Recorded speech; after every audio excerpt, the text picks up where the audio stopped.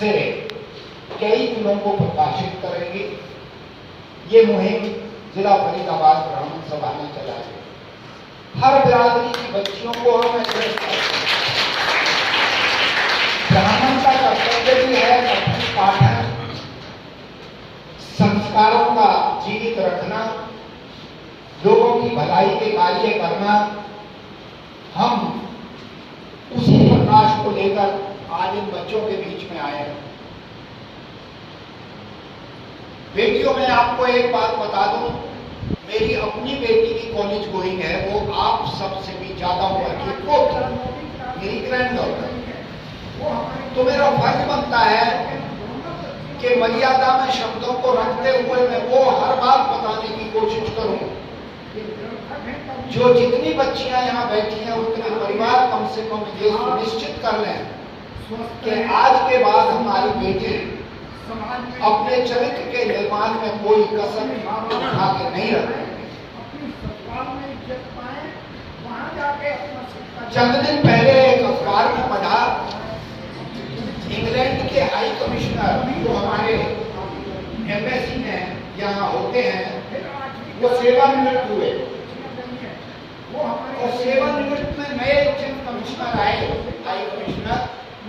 और जो outgoing house high commissioner थे, उन्होंने अपने वक्तव्य में ये कहा कि अगर अपने भविष्य के बारे में जानना है तो आप हिंदुस्तान आइए। एक इतने बड़े देश का हाई कमिश्नर इस देश के संस्कारों के बारे में, इस देश की संस्कृति के बारे में एक शब्द कह रहा है कि अगर धरती पर भविष्य को जानने का मौका या कोई उपाय मिल सकता है तो केवल हिंदुस्तान। उसका कारण ये ऋषि मुनियों की धरती है। यहाँ ऋषि मुनियों ने बड़ा तप किया, जप किया, त्याग किया। उनके हम सब वंशज हैं और उन्होंने हमारे लिए हर चीज वेद शास्त्र उपनिषद में ये लिख के गए हैं कि हमें अपना जीवन कैसे चलाना चाहिए।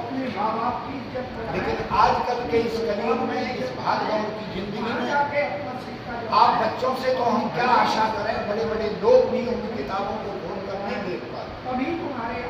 ये विचार किया गया कि क्यों ना उनमें जो सम्मानित चीजें हैं, जो हमारे जीवन को सुचारू रूप से चलाने की बातें कही हुई हैं, क्यों ना हम अपने बच्चों तक उस बात को पहुंचाएं। एक स्कूल में ऐसा ही प्रोग्राम चल रहा था, लेकिन रामकिशन जी उस स्कूल के संचालक ने एक काम किया कि वहाँ पे 2, 4, 5, 7 बच्चियों की माँ और दादी भी आई हुई। और उस प्रोग्राम के बाद उन माँओं ने, दादियों ने हमारा धन्यवाद किया ये कहते हुए कि बाबूजी जो बात आपने हमारी बच्चियों को कह दी, हम वो बात कहने की हिम्मत नहीं जुटा पाते थे अपनी। एक हर चीज का एक पर्दा है, एक हर चीज की मर्यादा है। उस मर्यादा में रहकर ही हमें अपने शब्द बांधने पड़ते हैं। मैं इस चरित्र निर्माण में अपने आप को एक आई हुई विभूति के बारे में केंद्रित करूंगा और मैं चाहूंगा ये बच्चियां उस चीज को हृदयंगम करें और अपने जीवन में ध्यान रखें कि कभी भी हम इस विभूति की शिकार नहीं हो। आप रोज अखबारों में पढ़ते हैं ऑनर किलिंग, अपनी इज्जत के लिए दूसरे की हत्या करते हैं। बड़ा अत्याचार है, किसी को मारना बड़ा अत्याचार है, लेकिन अपनी इज्जत के लिए आदमी क्या नहीं कर देता। ये विषय जब ही जिंदगी में आता है कि जब उसकी अपनी, उसके परिवार की, उसके गांव की इज्जत पे बात बना। होने क्या लगा है, हमारी बच्चियां बिना सोचे विचारे दूसरे धर्म में, दूसरी जाति में अपनी शादियों की एक अपने मन में ठान बैठते। मैं वो बात बता रहा हूं जो तुम्हें और 2-4 साल बाद मेरी बात एक एक आपको याद आएंगी और मुझे यकीन है यहाँ सुनने वाली हर लड़की उस बात को जरूर याद रखेंगे और अपने जीवन को कभी भी ऐसी घनघोर घटनाओं में नहीं जाना है। होता क्या है, आप जरा सोच के देखिए, दूसरी बिरादरी का, दूसरे धर्म का लड़का 2 मिनट को किसी लड़की की आंखें लगती हैं और वो लड़की बिना विचार ये कर लेती है कि मैं इससे शादी करूं। आप ये सोच के देखिए, जब माँ बाप शादी करने की उस लड़की की बात करते हैं, कम से कम 50 देहरियों की सोचते हैं, क्या इस देहरी में मेरी लड़की जाए, क्या इस घर में मेरी बच्ची को सम्मान मिलेगा, क्या मेरी बच्ची का जीवन यापन इस घर में होगा, क्या ये घर मेरी संस्कृति से मिलता जुलता घर है, क्या यहाँ वही त्योहार मनाए जाते हैं जो मेरे घर में मनाए जाते हैं, क्या यहाँ भी वही बातों को गलत समझा जाता है जो मेरे घर में गलत समझा जाता है। सब कुछ सोच के वो लड़की के माँ बाप उसके लिए लड़का देखने के लिए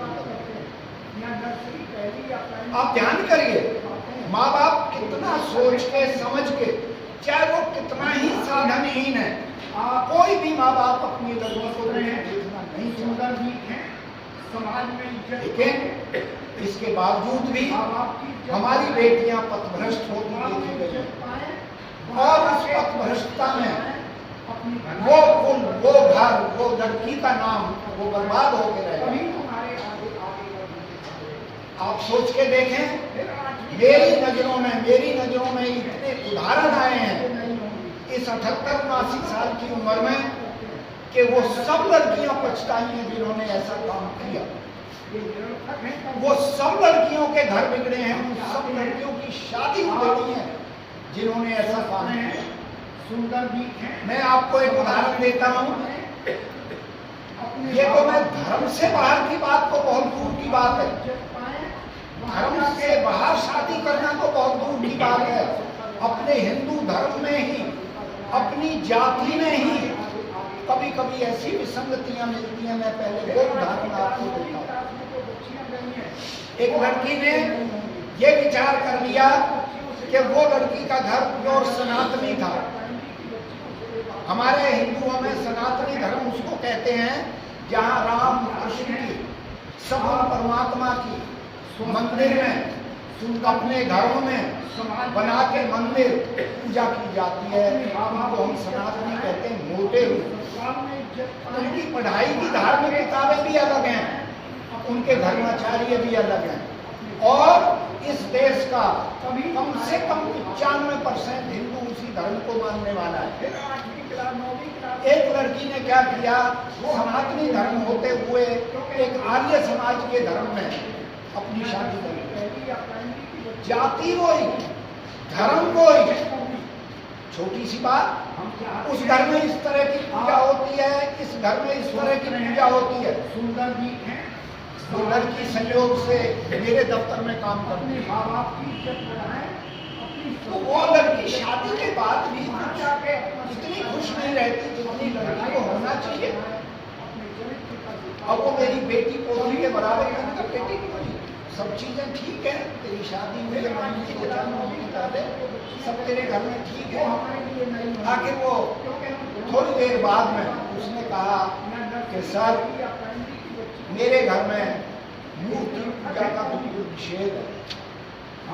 मैं 4 बजे उठती हूँ, 4 बजे मैंने अपने छोटे से भगवान इष्ट देव, कोई कृष्ण को इष्ट मानता है, कोई राम को मानता है, कृष्ण को मानता है, कोई पार्वती को मानता है, अपनी अपनी मान्यता है, कोई भी गलती नहीं है, आप जिसको भी इष्ट माने। बोले मैं अपने इष्ट देव की इतनी सी कभी रखती हूँ। 4 बजे उस मूर्ति को वहीं अलमारी के सामने बैठ के मैं अपनी पूजा कर लेती हूँ। अब आप देखते रहिए, ना उस घर में दिवाली मन रही है, क्योंकि दिवाली तो सगुण परमात्मा का काम है, ना उसमें शिवरात्रि मन रही है। हमारे वो त्योहार सब नहीं मन रहे हैं जो एक सनातनी के धर्म में मानते हैं। और वो लड़की क्यों दुखी है कि वो धर्म की पूजा का डिफरेंस है। ये तो उस लड़की के साथ हुआ जिसने हिंदू धर्म में शादी, जिसने अपने ही जाति में शादी की। अब बात उन लड़कियों की सुने जो दूसरी जाति में शादी की। दूसरी जाति में शादियों का पहले ही दिन से उस ससुराल वाले भी उस लड़की को अन्यथा घृणा की दृष्टि से देखना शुरू कर देते हैं। स्वस्थ हैं, सुंदर भी हैं। एक मैंने देखा ब्राह्मण की लड़की एक यादव में वहां चली गई मेरे जान पहचान के परिवार में, और जब वो लड़की बहू बन के उस घर में गई तो वो सास भी कहे क्या ब्राह्मण की लड़की से हम पाँव छुपाएं। तभी तुम्हारे आगे एक वहां मिलने वाली माँ भी तुमसे पाँव नहीं छुपा पा रही। बिरादरी में दूसरी बिरादरों में लड़कियां जब जाएंगी तो कितना हो आपत्ति होगी। उस बात को छोड़ दो कि फिर लड़ाई और झगड़े और ये और वो उस टाइम कितने हुए थे। आप और क्या कहें उस उदाहरण का, सुंदर भी जहाँ हिंदू की लड़की मुस्लिम परिवार में, मुस्लिम की लड़की हिंदू परिवार में, वो तो घोर आपत्ति। वहाँ आप राम राम का नाम नहीं ले सकते, वहाँ आप कोई त्योहार नहीं मना सकते, उनके यहाँ कोई होली नहीं है, दिवाली नहीं है, रक्षाबंधन नहीं है। आप ऐसा करने से, इस तरह का आप फैसला करने से, और मैं आपको एक बात जरूर बता देना चाहता हूँ, जो लड़की ऐसा करती है वो कम से कम 10-20 बच्चों में से एक बच्चे को नहीं छांटती होती है, नहीं ये अच्छा नहीं है, ये अच्छा नहीं चाहती। कोई भी ऐसा इंसिडेंस नहीं है सुंदर इनमें से कोई अच्छा समाज में, जबकि माँ बाप अपने घर में जाते हैं, गोत्र पूछते हैं। आपको जो है ना, अगर गोत्र को बचा के शादियां नहीं करोगे तो बच्चे अपंग पैदा होंगे, क्योंकि वो सैकोत्रीय बच्चों में वो जो खून का मिलान है वो ठीक नहीं हो पाता। ये बहुत बड़ा विज्ञान है, इस मनुष्य शरीर का बहुत बड़ा विज्ञान है। और माँ बाप इस बात का ध्यान रखते हैं कि हमारी शादी इस गोत्र में हो सकती है, हमारी शादी इस गोत्र में नहीं हो सकती। मैं आपको हर बात में ये आगाह कर रहा हूँ, कम से कम इस विषय के ऊपर समाज में लड़कियां अपना डिसीजन अपने परिवार का ना थोपें। ये इस तरह का डिसीजन हर हाल में लड़कियां अपने माँ बाप के ऊपर छोड़ें। और मैं आपको बताता हूँ, हमारे वेदों में तो यहाँ तक लिखा है कि जो माँ बाप की बात नहीं मानता वो निस्संदेह वो आदमी कहीं ना कहीं जीवन में बहुत बड़ा दुख उठाता है। मेरी बात आपको इसी बात पर मेरा वक्तव्य आज केंद्रित करने की बात थी। मैं अब दूसरी बातों पे अगर जाऊं, जिन बच्चियों का चरित्र अच्छा होता है वो सुंदर दिखाई देती है, वो हृष्टपुष्ट दिखाई देती हैं, उनके शरीर पे एक भी गहना ना हो तब भी वो जो है ना सुंदर दिखाई देती हैं। अगर आप सुंदर दिखना चाहती हैं, आप अपने आहार, विहार, पहनावा, बोलचाल, चलना, और हमेशा ध्यान रखना अपना सहपाठी, अपना सहेली जिसको बना हुआ वो अच्छे आप ये सोच के 10 दिन देखते रहिए किसी को कि जिसकी आदतें अच्छी हैं, जिस लड़की की उसी को सहेली स्वस्थ रहे, अन्यथा पता ही नहीं बैठे हैं ऐसी लड़कियों के बाद जो अश्लीलता की बातें करती हो, जो गलत बात करती हो, जो अधर्म की बात करती हो, जो पूजा पाठ को बुरा मानती हो, जो माँ बाप को बुरा बताती हो, ऐसी लड़कियों के पास आप कभी नहीं बैठे। अगर आप जीवन में बिना बहुमूल्य कपड़े पहने, बिना गहने पहने भी सुंदर दिखना चाहती हैं तो अपने शरीर से संभाल के। मैं क्या आपसे सबसे पूछूं, आपको ये बातें मानने में कोई समस्या है? इस जिंदगी में किसी भी एक बच्चे को मेरी बात मानने में समस्या, समाज में इज्जत पाए, हाथ उठाए कोई अपने माँ बाप, आप मेरी पोती के बराबर हैं, आप जो है मेरे पोतियों से भी छोटे हैं। लेकिन मैं यूँ चाहता हूँ